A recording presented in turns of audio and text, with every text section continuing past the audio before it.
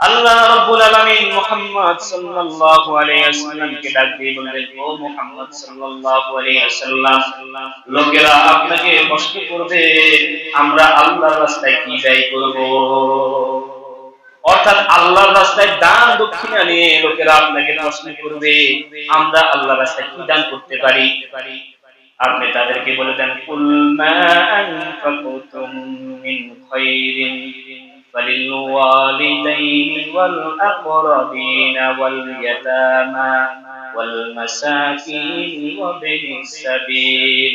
ও মুহাম্মদ সাল্লাল্লাহু আলাইহি ওয়াসাল্লাম, আপনি বলে দেন তোমরা আল্লাহর রাস্তায় যা কিছু খরচ করো, যা কিছু ব্যয় করো না কেন, তবে তোমাদের ব্যয় করার শর্ত হলো তোমরা ব্যয় করবা প্রথমে তোমার পিতামাতার উপর।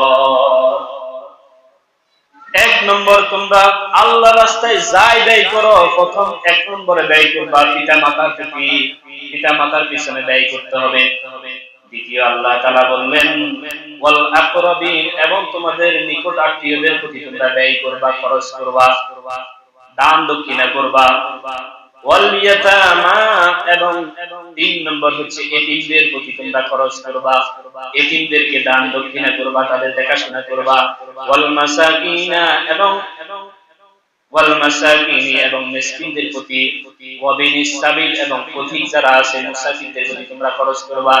তাহলে খরচ তোমরা যাই করো এই পাঁচ শ্রেণীর লোকদের প্রতি তোমরা খরচ করবা।